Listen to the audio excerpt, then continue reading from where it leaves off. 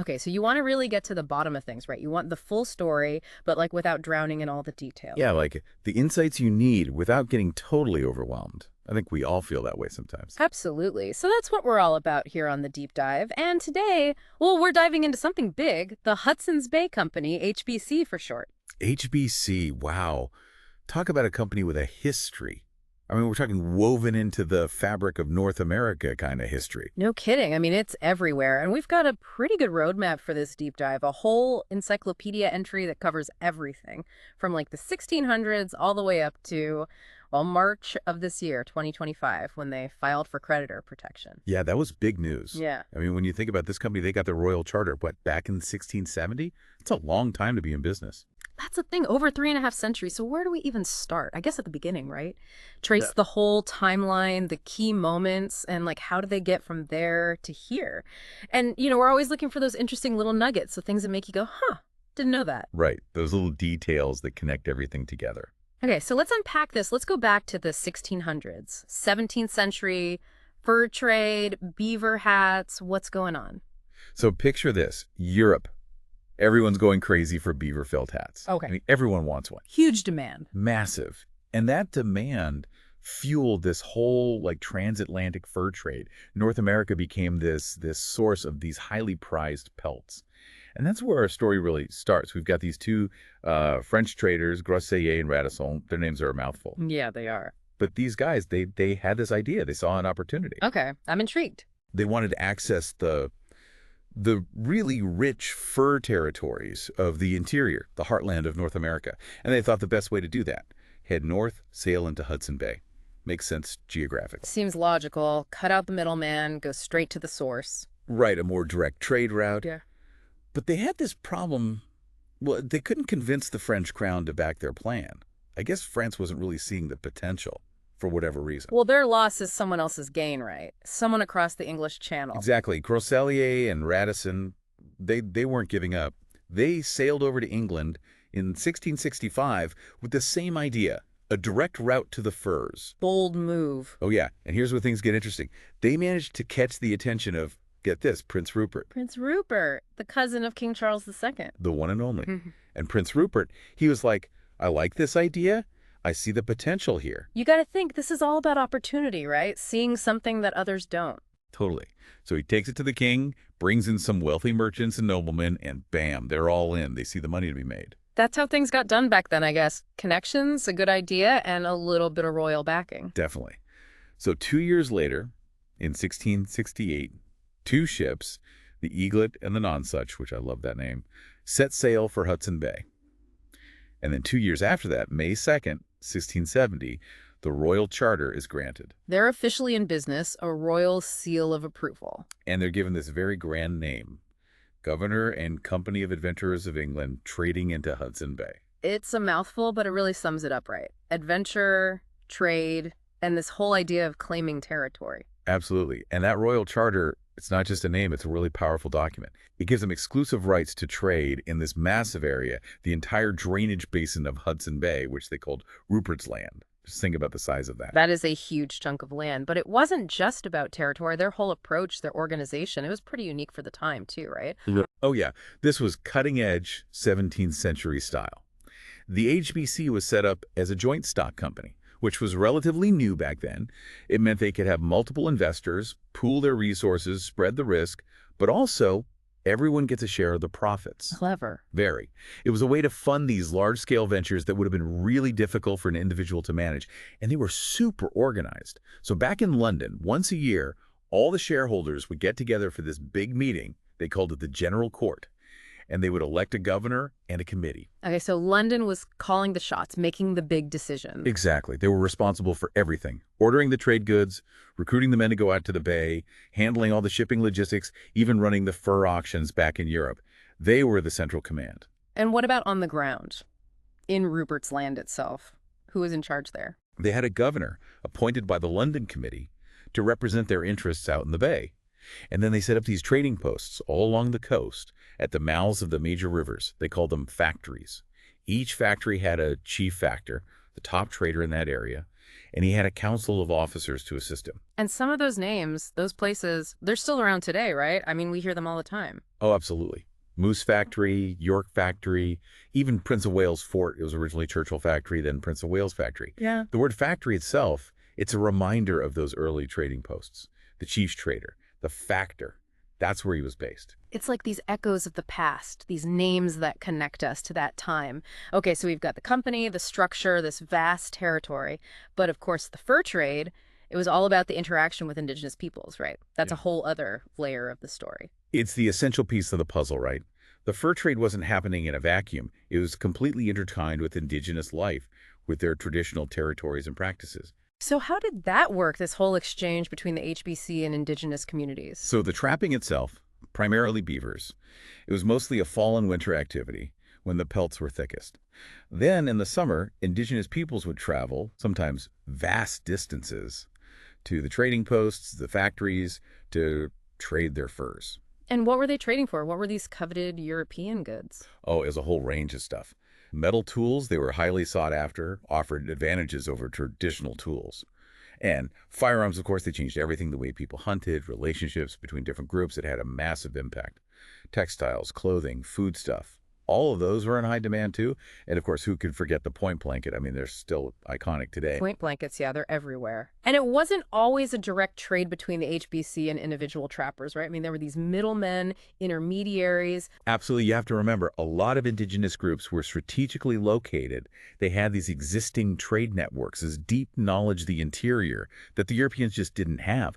So they became really important in bringing furs from communities further inland to those HBC posts on the coast. And how did they keep track of all these different furs and good? I mean, the values must have fluctuated, right? Did they just barter? Well, they came up with a system, a unit of account. Think of it like, well, like currency. They called it the made beaver. The made beaver. Never heard of that one. It was the standard one prime adult male beaver, pelt in good condition. That was the baseline. They measured the value of everything against that. Other furs, all the European goods, everything. Makes sense. A way to standardize trade across such a vast area. But this whole interaction, this exchange, while it was about trade and profit, it also had some pretty serious, I mean, devastating consequences for indigenous peoples. Yeah, absolutely. We can't ignore that part of the story. The fur trade led to major changes in the way of life for many indigenous communities. Traditional economies were disrupted. There was this increasing dependence on European goods, sometimes food, for survival.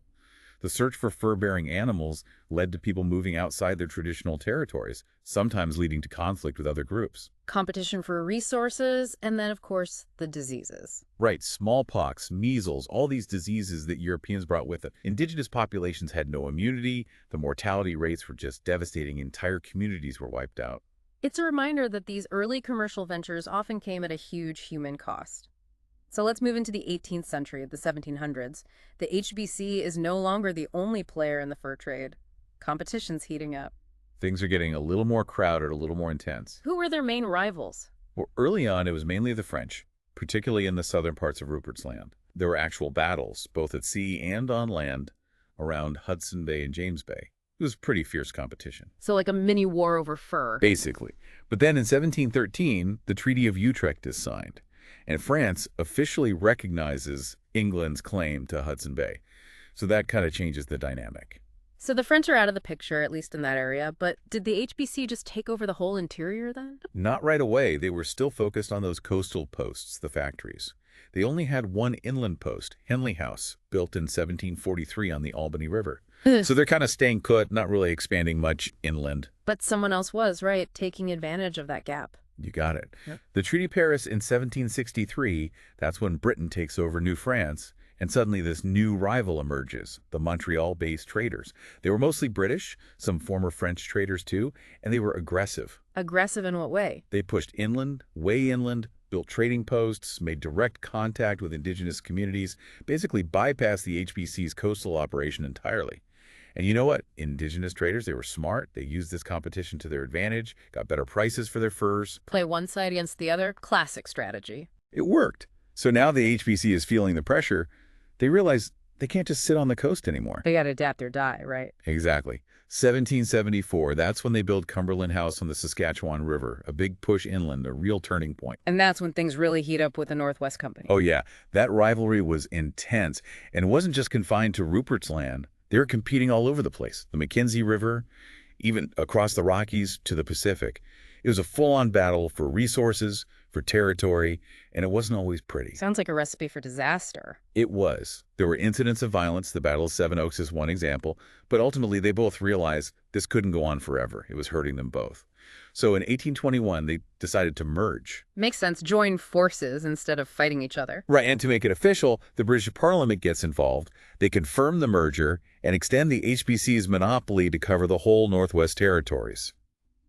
So now it's this massive, powerful entity controlling a huge swath of land. And how did they manage this huge territory? Did they change their structure? Oh yeah, big time. It was a whole new ball game. They had to integrate the Northwest Company's people and their way of doing things, so they reorganized everything. They divided British North America into trading departments and then subdivided those into districts. So a more hierarchical structure, like a pyramid? Exactly. And to keep things running smoothly, they started holding these annual council meetings, one for each department. The governor of North America, he was the big boss. The most famous one was Sir George Simpson.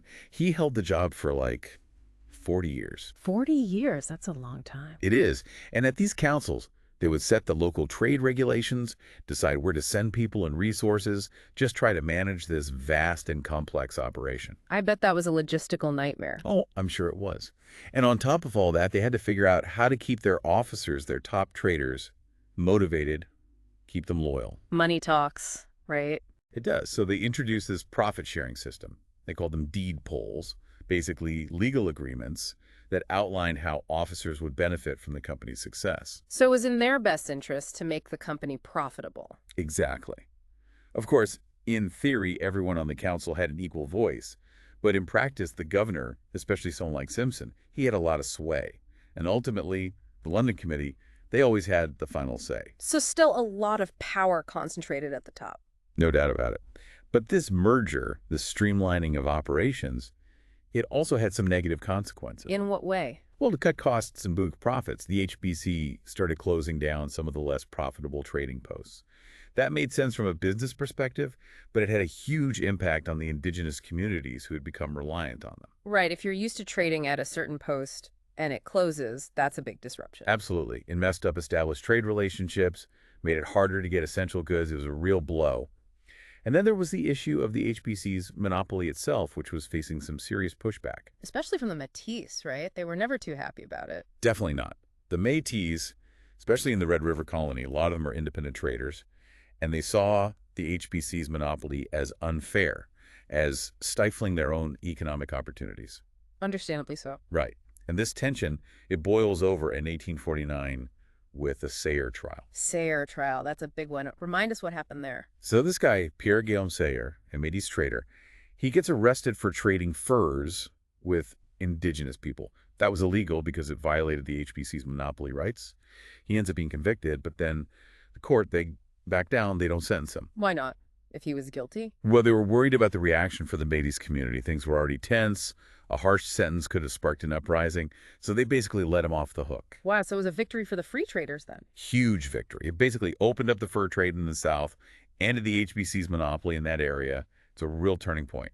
And it feels like this is where the HBC starts to shift. They're not just about fur trading anymore. They're getting more involved in, like, governing, dealing with settlers. Yeah, their role is expanding. They're taking on more responsibilities, especially in places like the Red River Valley and Vancouver Island. So in the Red River Valley, they basically took over the Selkirk colony in 1834. And then in 1849, they get granted the whole of Vancouver Island by the British Crown. The Crown wanted them to encourage agricultural settlement, so the HBC is becoming this kind of quasi-governmental entity. They even appointed James Douglas as governor of Vancouver Island in 1851. So he's like wearing two hats, HBC man and colonial governor. But that created problems later on, right? When the mainland colony of British Columbia is created in 1858 because of the gold rush. Yeah, the British government was like, hold on, you can't be both. So Douglas had to choose, and he ended up resigning from the HBC to become governor of British Columbia. It's a sign that the HBC is starting to move away from direct colonial administration. But back in Canada, there's this growing push for westward expansion, and the HBC is starting to be seen as an obstacle. Right, Canadian expansionists. They wanted to annex and settle the West, and they saw the HBC as standing in their way. Hmm. They even accused the company of deliberately portraying the Northwest as this barren wasteland to protect their fur trade interests. But that image was being challenged at the time, right, by explorers like Palliser and Hind. Yeah, those expeditions, they found evidence of good agricultural land in the Northwest. They showed that it wasn't just a barren wasteland, which fueled the desire for settlement even more. So now the pressure's on from all sides. And this leads to a big change in 1863, right? New ownership. Right, the International Financial Society, they buy a controlling stake in the HBC. And these guys, they're not really interested in fur trading. They're more interested in real estate, in land development, in cashing in on the westward expansion. So it's a whole new game, a whole new direction for the company. Absolutely. And this sets the stage for the big one, the sale of Rupert's Land to Canada in 1870. I mean, this is a massive transfer of territory. Huge. So after some back and forth, they strike a deal.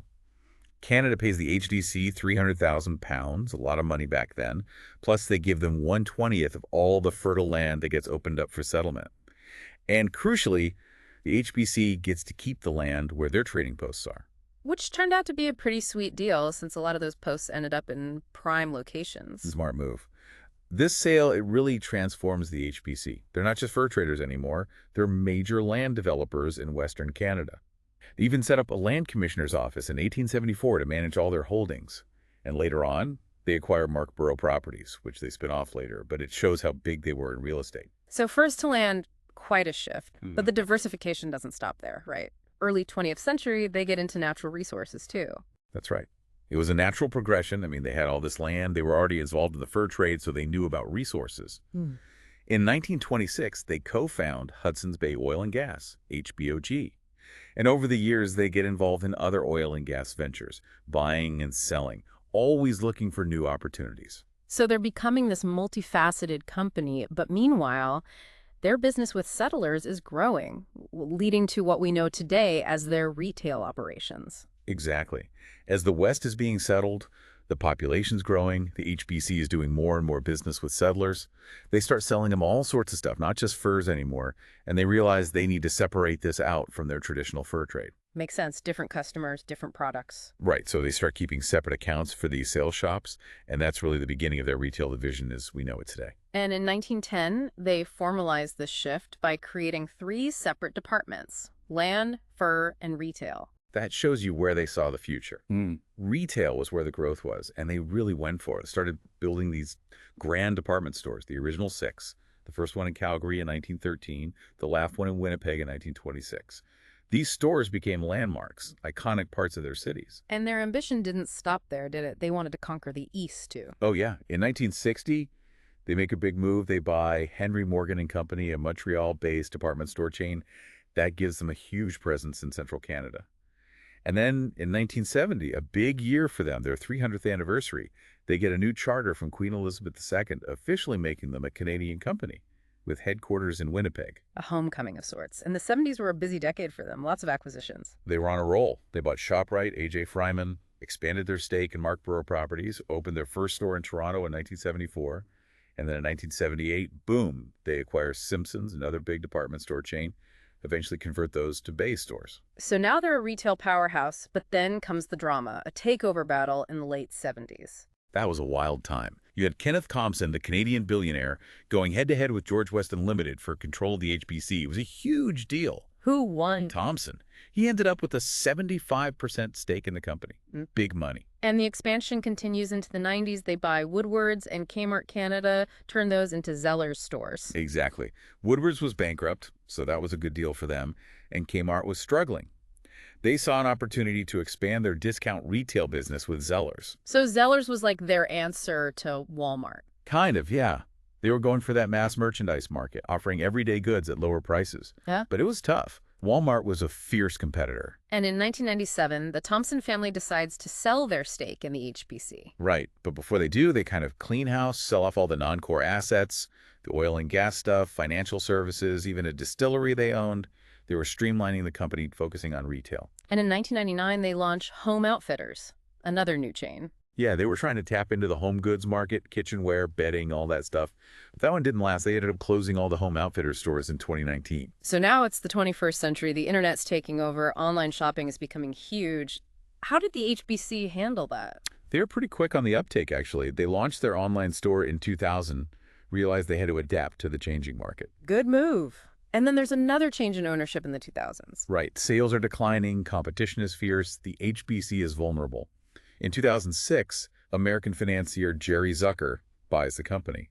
Then in 2008, NRDC Equity Partners, the owner of Lord & Taylor, buys it from Zucker's widow. So now it's American-owned. Yep. And the new owners, they bring in Bonnie Brooks, the first female CEO of the HBC, and she starts this whole rebranding effort. They're trying to reposition Hudson's Bay, make it more upscale, compete with the higher-end department stores. And what about Zellers? What happens to them? Oh, that's interesting. In 2011, they announced they're closing most of the Zeller stores, selling the leases to Target. Target, the American giant. The one and only. They were coming to Canada, big expansion plans. And how did that work out for them?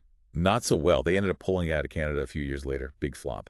But anyway, most of the Zellers stores were gone by 2013. Although, funny thing, just last year, they announced they're bringing Zellers back in a smaller way, little shops, within some Bay stores and online. A blast from the past. Right. But back to the HBC. In the 2010s, they go on this luxury buying spree. Buying spree, what did they buy? First, in 2013, they buy Saks Fifth Avenue, the American luxury retailer. Then in 2015, they buy Galeria Kaufhof, a German department store chain, which also includes Galeria Innozen in Belgium. So now they're a global luxury player. They're trying to be, but it doesn't really work out. They buy this online retailer, Gilt.com, in 2016, sell it 2 years later. By 2019, they're losing money. They've been losing money for 3 years straight. Ouch. Yeah, not good. So they start selling things off. Lord & Taylor, their European chains. They close all the home outfitters stores. They're trying to stay afloat. And in 2020, they go private again, bought out by Richard Baker. Right. He was already chairman of the board, so he takes it private. And then just a few months ago, March 2025, they file for creditor protection. That was big news, a real shock for a lot of people. It was. They blamed it on the economy, on trade uncertainty, on the changes in retail after the pandemic. Basically, they were struggling to keep up. And they were still a big company, thousands of employees, all those stores. Yeah, they had 80 Hudson's Bay stores, the Bay.com, and those Saks licenses in Canada. But even that wasn't enough. The court recently approved their plan to liquidate most of their stores, all but 6, including their flagship store in Toronto. That's sad, the end of an era in a way. It is, but Yeah. throughout all these ups and downs, their branding has also evolved. Right, the name, the logo, all that. In the 60s, they went with the Bay, the B logo, you know the one. Yeah, very 60s. Totally.